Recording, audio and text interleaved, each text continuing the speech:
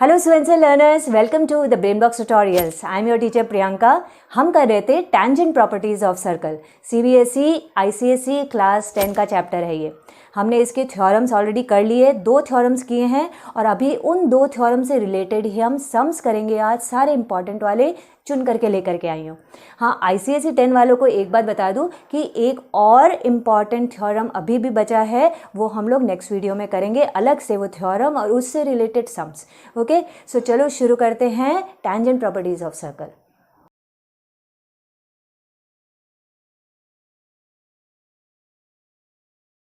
तो चलो शुरू करते हैं एक बहुत सिंपल बेसिक सम के साथ में। तो यहाँ लिखा है a point P is at a distance 13 centimetre from the centre C of a circle and PT is a tangent to the given circle. If PT is equal to 12 centimetre find the radius of the circle. तो जब ऐसा कोई सम दिया जाए, सबसे important है कि हम उसका डायग्राम बिल्कुल करेक्ट बना पाएँ जिससे कि हमारा सम इजी लगे। तो यहाँ डायग्राम नहीं दिया है। क्या लिखा हुआ है? एक पॉइंट है P, it is eight a distance 13 centimetre from the centre C. तो ये रहा सर्कल, सेंटर C, कहीं पे भी एक दे दिया पॉइंट P है, इन दोनों के बीच का डिस्टेंस PC 13 सेंटीमीटर है। दूसरा बोला एक टैंजेंट है PT, मतलब P से ही ड्रॉ किया हुआ है, तो हमने PT एक टैंजेंट ड्रॉ किया, राइट। टैंजेंट देखो बाहर से बाहर ही निकल जाता है, सिर्फ एक पॉइंट पे टच करता है, तो वही पॉइंट हो गया T. PT का लेंथ भी दे दिया है 12 सेंटीमीटर। हमको पता करना है रेडियस। तो अब देखो रेडियस तुम कहीं पे भी ड्रॉ कर सकते हो, बट हमने ड्रॉ करना है CT, T पॉइंट से ही इस सेंटर तक, जिससे कि एक ट्राइंगल जैसा बन जाए। ओके, तो अब हमको ये रेडियस CT पता करना है। ये हम कैसे पता करेंगे? तो इसके लिए हम थ्योरम यूज़ करेंगे नंबर 1, ठीक है, जो हमने लास्ट वीडियो में 2 थ्योरम किए थे, एक बार देख लेना वापस से, ये रहा आई लिंक कि कौन से 2 थ्योरम्स थे। तो हम उसका फर्स्ट थ्योरम यूज़ करने वाले हैं। फर्स्ट थ्योरम क्या है? That the tangent at any point on the circle and the radius through that point are perpendicular to each other. मतलब ये PT tangent और ये CT radius they are perpendicular to each other, यानी कि यहाँ पे 90 डिग्री हो जाएगा। तो ये मैं पहले लिखती हूँ। तो सबसे पहले हम क्या लिखेंगे? That CT is perpendicular on PT. Reason दे दो directly, that tangent at any point on the circle and the radius through that point are perpendicular. Okay, हमको थ्योरम तो पूरा लिखना ही पड़ेगा, इसको ब्रैकेट में दे सकते हो या फिर अकॉर्डिंग टू थ्योरम लिख दो, तो ये ब्रैकेट भी छूट जाएगा। तो यहाँ पे हमने 90 डिग्री कर दिया, तब तो ये एक राइट एंगल ट्राइंगल है, तो हम लिखेंगे therefore in right angled triangle PCT। अब देखो PC 13 सेंटीमीटर, PT 12 सेंटीमीटर और हमको CT पता करना है। तो बाय पाइथागोरस थ्योरम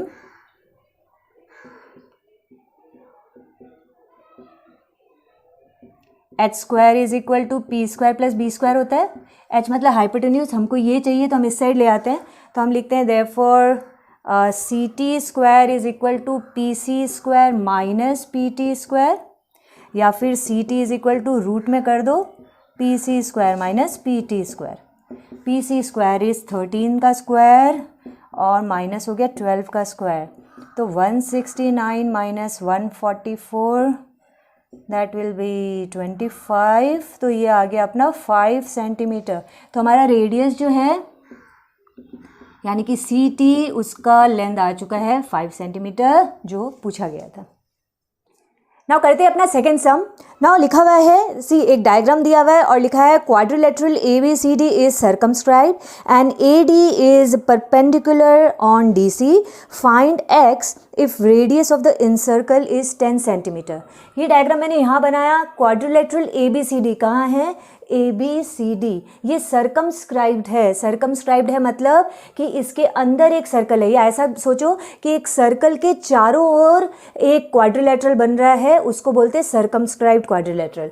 और इस क्वाड्रिलेटरल के सारे साइड सर्कल से टच होने चाहिए, तो ये एक सर्कमस्क्राइब्ड क्वाड्रिलेटरल है। ठीक है, तो ये ऐसा बन गया। अब इसके अलावा बता रहा है कि अंदर जो सर्कल है, तो जो क्योंकि सर्कल अंदर है तो इसको बोलेंगे इन सर्कल।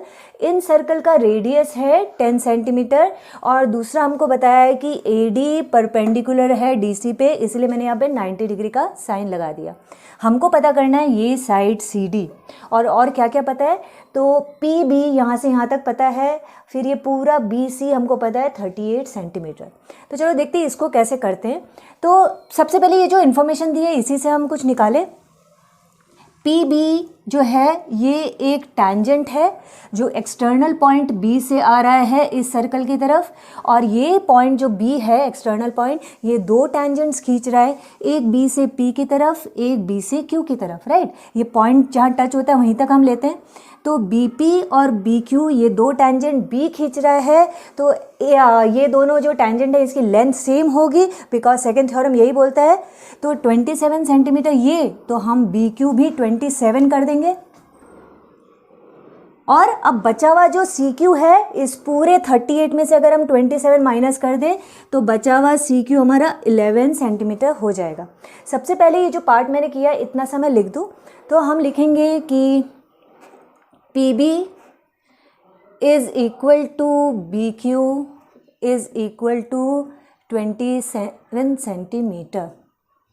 रीज़न देंगे tangents drawn from an external point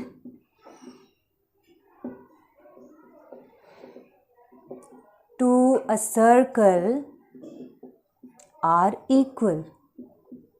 ठीक है, और अब बता सकते हैं therefore जो बचा हुआ CQ है वो है पूरे BC में से हमने BQ माइनस किया, मतलब 38 minus 27 is equal to 11 centimetre. ये हमारा CQ आ गया। यहाँ तक किया। अब हम नेक्स्ट पार्ट में आते हैं।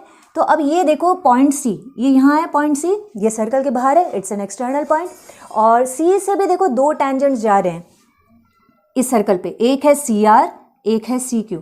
तो फिर से हम यही थ्योरम यूज़ कर सकते हैं कि C एक ही पॉइंट से एक ही सर्कल पे दो टैंजेंट जा रहे हैं, तो CR और CQ भी इक्वल होने चाहिए। मतलब अगर CQ 11 सेंटीमीटर है तो ये CR भी 11 सेंटीमीटर ही होना चाहिए। तो यही पार्ट हम फिर से लिखेंगे कि फ्रॉम, अब देखो तुम या तो ये टैंजेंट वाला वापस से थ्योरम लिख दो, या फिर ऐसे भी लिख सकते हो, from external point C two tangents CR and CQ are drawn. Therefore, according to theorem, CR is equal to CQ is equal to 11 centimetre. या फिर क्या करो, सिंपली सीधा यहाँ से चालू करो, CR is equal to CQ is equal to 11 centimetre, खत्म। और नेक्स्ट लाइन में तुमने ये वाला थ्योरम दे दिया। तो अब देखो ये पूरा x पता करना था, मतलब DR प्लस RC तो पता चल गया। अब बचा ये DR, इसको पता कैसे करें। तो अब हम इधर आते हैं, इस रेडियस का थोड़ा यूज़ लेते हैं। OS रेडियस है, और ये जो है AS या DS कुछ भी बोलो, दोनों ही टैंजेंट है। A पॉइंट से S की तरफ जा रहा है, ये भी टैंजेंट, या D से S की तरफ जा रहा है, टैंजेंट। तो जो फर्स्ट थ्योरम है वो ये बोलता है दैट टैंजेंट और ये जो रेडियस है at the point of contact they make 90 degree और they are perpendicular to each other. तो एक तो ये पार्ट हो गया कि ये 90 डिग्री, ये तो ऑलरेडी था 90 डिग्री। अगर हम OR को ज्वाइन करें तो रेडियस एंड टैंजेंट यहाँ पे भी 90 डिग्री बनाएंगे, बिकॉज ये दोनों में सेम पार्ट है, हम फर्स्ट थ्योरम यूज़ करें। 3 90 डिग्री हो गए, तो ये तो ऑब्वियस सी बात है कि चौथा भी 90 डिग्री ही होगा। ये 10 सेंटीमीटर है, इसी का एडजेसेंट साइड भी 10 सेंटीमीटर है। तो ये एक छोटा सा जो फिगर बना, ये क्या है, दिस इज़ अ स्क्वायर। तो ये पार्ट मैं यहाँ पे लिख देती हूँ। तो we will write that OS is ठीक से लिख देती हूँ, OS is perpendicular on DS and ये वाला पार्ट देंगे OR is perpendicular on DR। और अभी रीज़न देंगे tangent at any point on a circle and radius through that point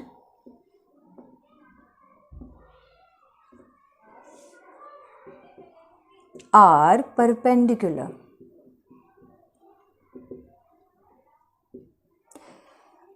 OS is equal to OR, therefore OSDR is a square. Okay ये एक parallel, ये एक rectangle भी हो सकता था, चारों एंगल 90 डिग्री है, बट ये स्क्वायर ही क्यों है? क्योंकि एडजेसेंट साइड जो है वो इक्वल है, तो इट्स स्क्वायर.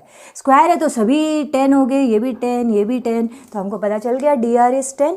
तो हम लिखेंगे therefore dr is equal to 10 centimetre, और इससे हमको पता चल जाएगा x. तो therefore x क्या है? dr प्लस rc, यानी 10 प्लस 11 21 सेंटीमीटर. ओके, सो ऐसे छोटे छोटे से पार्ट में भी ध्यान रखना कि ये एक एक्सटर्नल पॉइंट है, ये दो टैंजेंट जा रहे हैं, ऐसे हमको काफ़ी सम मिलेंगे तुम्हारे एक्सरसाइज में. तुम कोई भी बुक फॉलो करो, तुमको ये वाले पर्टिकुलर थ्योरम को यूज़ करते हुए सम्स बहुत मिलेंगे. ये एक बहुत इंटरेस्टिंग सा सम है. एक डायग्राम दिया है जो मैंने यहाँ पे भी बनाया है, और क्वेश्चन लिखा हुआ है कि in the figure from an external point P tangents PA and PB are drawn. ये रहा PA एंड PB, एक ही पॉइंट से एक ही सर्कल पे टैंजेंट्स ड्रॉन है. CE is a tangent to the circle at D. ये रहा CE इज अ टैंजेंट, ये पॉइंट D पे टैंजेंट है. Okay, if AP is equal to 15 centimetre, find the perimeter of the triangle PEC. इसका perimeter हमको चाहिए, और हमको सिर्फ और सिर्फ इतना सा इन्फॉर्मेशन है कि A से लेकर के P तक की दूरी 15 सेंटीमीटर है. तो चलो इससे हमको ये पता चल गया कि P से B तक की दूरी भी 15 ही होगी, बिकॉज सेकेंड थ्योरम यही कहता है. लेकिन इससे हमको PAC का कैसे पता चलेगा, मतलब PE, EC और PCE की वैल्यू कैसे पता चलेगी? तो पहले तो हम इतना लिख दें, हमको क्या दिया हुआ है, that AP is equal to 15 centimetre, therefore BP is equal to AP is equal to 15 centimetre. Reason देंगे tangents drawn from an external point to a circle are equal. और अब देखो इस थ्योरम यानी सेकेंड नंबर थ्योरम को हम कहाँ कहाँ यूज़ करते हैं. तो अब सिर्फ पॉइंट E की तरफ फोकस करो. E सर्कल से बाहर एक पॉइंट है, और इस E पॉइंट से दो टैंजेंट्स ड्रॉ किए गए हैं, एक EA और ED. इनको भी हम बोलेंगे एक्सटर्नल पॉइंट E से इस सर्कल पे EA ED दो टैंजेंट्स हैं. तो EA ED इक्वल होने चाहिए, बट इसकी लेंथ हमको नहीं मालूम, तो हम कुछ मान लेते हैं. EA को अगर तुम x सेंटीमीटर मानो तो ED is equal to x centimetre हो जाएगा, राइट. उसी तरीके से नीचे की तरफ देखो, पॉइंट C एक बाहर एक पॉइंट है, एक्सटर्नल पॉइंट है. C से दो टैंजेंट इस सर्कल पे ड्रॉ हुए, एक CB और एक CD. They will also be equal according to the same theorem. तो इसकी भी लेंथ हमको नहीं मालूम, तो हम कुछ मान लेते हैं, कुछ और लेंथ लेते हैं. तो अगर CB y सेंटीमीटर है तो CD भी y सेंटीमीटर होगा. इतना पार्ट मैं लिखूं तो हम लिखेंगे कि E is an external point, therefore EA is equal to ED is equal to x centimetre ले लेते हैं. चलो similarly C is an external point, so CB is equal to CD is equal to y centimetre according to the same theorem. ये हो गया. अब हम आते हैं EPC ट्राइंगल के EP और PC वाले पार्ट में. तो EP कितना होगा, therefore EP is equal to, पूरे AP में से हम ये AE माइनस कर दें, मतलब देखो पूरा 15 सेंटीमीटर, उसमें से ये x हटा दो तो EP आ गया, यानी कि 15 माइनस x सेंटीमीटर. और वैसे नीचे PC है, वो पूरे BP में से माइनस करना हमको BC, यानी वही 15 माइनस y करना, ये आ गया. अब हम पेरीमीटर निकाल सकते हैं, बिकॉज हमको तीनों साइड्स कि लेंथ मालूम है, भले वो वेरिएबल में आ रही हो बट मालूम है। तो हम लिखेंगे therefore perimeter of triangle PEC is equal to PE plus EC plus PC, यही मिलके होगा। तो PE कितना है, ये रहा PE 15 minus x plus EC कितना है, ये पूरा x प्लस वाई, तो x प्लस वाई प्लस ये PC कितना है, ये रहा PC 15 माइनस वाई। और तुम देखोगे ये वेरिएबल जो है वो कट रहे हैं, minus x plus y minus y, और अब हमारे पास सिर्फ बचा 30 centimetre. So this is the answer. So अभी जो हम नेक्स्ट 2 सम्स करने वाले हैं ये है direct common tangent and transverse common tangents के बारे में। ये क्या होते हैं ये एक एक करके समझते हैं। तो सबसे पहले डायरेक्ट कॉमन टेंजेंट क्या होता है उसके लिए मैं एक सम बताती हूँ।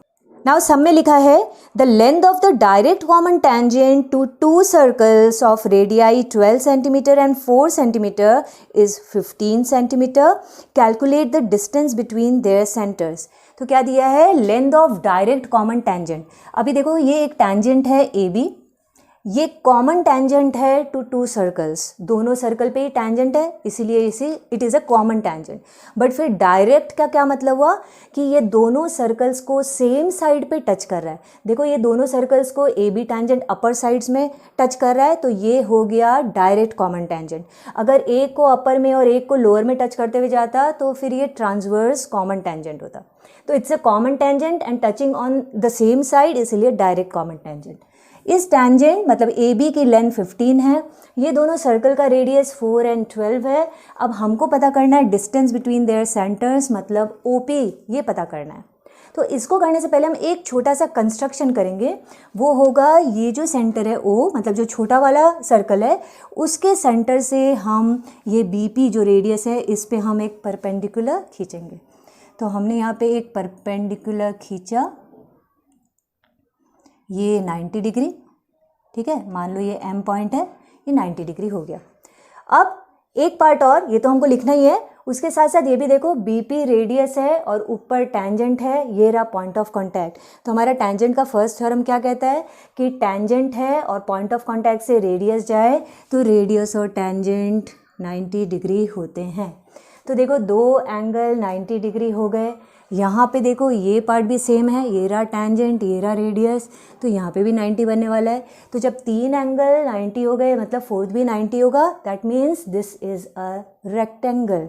रेक्टेंगल के ऑपोजिट साइड्स इक्वल होते हैं, इसका मतलब वो 15 है तो नीचे वाला OM भी हम 15 मान सकते हैं, और AO अगर 4 है तो BM भी 4 होगा, ये भी 4 होगा, यानी बचा हुआ MP 12 माइनस 4 8 सेंटीमीटर हो गया। ठीक है, तो हमने बहुत कुछ पता कर लिया। चलो पहले इतना सब लिख लेते हैं। तो हम सबसे पहले बोलेंगे that from O a perpendicular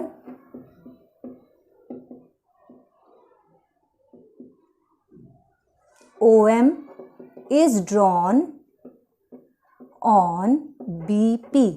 ये एक पार्ट हमने किया। नेक्स्ट पार्ट हम बोलेंगे that AB is perpendicular on BM and AB is perpendicular on OA। यहाँ और यहाँ दोनों 90 डिग्री है। अब हम रीजन देंगे that tangent at any point on a circle and radius through that point are perpendicular। ठीक है, तो 1 2 3 जो है वो 90 डिग्री है। therefore ABMO is a rectangle। और इसका मतलब OM जो है वो AB के इक्वल होगा 15 सेंटीमीटर, और BM जो है वो OA के इक्वल होगा 4 सेंटीमीटर। जो हमने किया वही अभी लिखा। अब ये 8 हो गया, ये भी बता देते हैं। therefore MP is equal to 12 minus 4 8 centimetre. चलो इतना काम हो गया। अब हम आते हैं नीचे वाले ट्रायंगल में।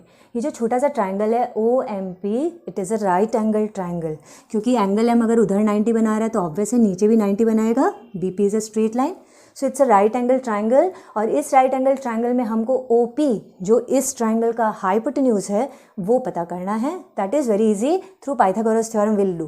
तो हम लिखेंगे that in right angled triangle OMP by Pythagoras theorem,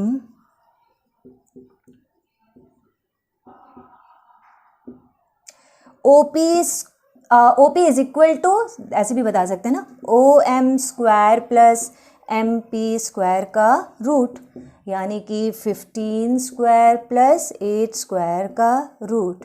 15 का स्क्वायर 225, 8 का है 64, सो ये हो गया 289। 289 किसका होता है? 17। तो 17 सेंटीमीटर हमारा डिस्टेंस बिटवीन द सेंटर्स हो गया। मेन चीज़ है अगेन कंस्ट्रक्शन डायग्राम। तो डायरेक्ट कॉमन टेंजेंट समझ में आ गया। तो अब एक सम करते हैं जिसमें आएगा ट्रांसवर्स कॉमन टेंजेंट। सो अब आता है एक सम ट्रांसवर्स कॉमन टेंजेंट का। तो देखो ट्रांसवर्स कॉमन टेंजेंट पे पहले दिखा देती हूँ। ये AC जो है टेंजेंट, ये ट्रांसवर्स कॉमन टेंजेंट है। कॉमन क्योंकि ये दोनों सर्कल्स को टच करते हुए जा रहा है, दोनों के लिए ही टेंजेंट है। और ट्रांसवर्स इसलिए बिकॉज दोनों के ही अलग अलग साइड पे टच कर रहा है, बड़े वाले सर्कल के अपर साइड में, छोटे वाले के लोअर साइड में। तो ऐसे को बोलेंगे ट्रांसवर्स कॉमन टेंजेंट। ओके, अब हमको क्या क्या इन्फॉर्मेशन दी हुई है वो पढ़ लेते हैं। तो यहाँ लिखा हुआ है in this figure AC is a transverse common tangent to two circles, okay, with centres P and Q, okay, P and Q, and of radii 6 centimetre and 3 centimetre respectively, बड़े वाले का 6, छोटे वाले का 3। और अब दिया है given that AB is equal to 8 centimetre, calculate PQ। PQ मतलब डिस्टेंस बिटवीन द सेंटर निकालना है। ये AB 8 सेंटीमीटर दिया है। तो अब इसको करने का क्या तरीका है? इसमें हमको कुछ कंस्ट्रक्शन तो नहीं करना, बट ये क्रिस क्रॉस से जो दो ट्रायंगल बन रहे हैं APB और इधर में QBC, इनको हम सिमिलर प्रूफ करेंगे। यानी इस वाले पर्टिकुलर सम में हमको सिमिलैरिटी का काम लेना पड़ेगा। तो चलो पहले इनको सिमिलर प्रूफ करते हैं। सिमिलर प्रूफ करने के पहले 90 डिग्री है वो बता दूं कि ये टैंजेंट है, ये रेडियस है। फर्स्ट थ्योरम यूज़ करेंगे, यहाँ 90 डिग्री हो गया। सिमिलरली ये BC टैंजेंट है, QC रेडियस है, तो यहाँ पे भी 90 डिग्री हो गया। सबसे पहले हम ये लिख देते हैं that AP is perpendicular on AC and इस साइड में QC is perpendicular on AC। Reason same है, थ्योरम पूरा लिखना है that tangent at any point on a circle and the radius through that point are perpendicular। Okay, अब हम आते हैं इन दो ट्राइंगल, मतलब in triangle APB and triangle BQC, इसको हमको सिमिलर प्रूफ करना है। मतलब इनके जो साइड्स एंड एंगल्स, साइड्स जो होते हैं वो प्रोपोर्शनेट होते हैं और एंगल्स इक्वल होते हैं। इसको प्रूफ करने का तो क्या तरीका है? अगर हम इन दो ट्रायंगल के कोई भी दो एंगल्स को इक्वल प्रूफ कर दें तो ये सिमिलर हो जाएगा। ठीक है, ये एक तरीका है, ऐसे तो 3 तरीके हैं, बट अभी हमको वो एक तरीके पे फोकस रखना है। कोई दो एंगल जो इक्वल है, तो देखो पहला तो अभी जो हमने किया, angle A is equal to angle C, reason है 90 डिग्री। ठीक है, थ्योरम।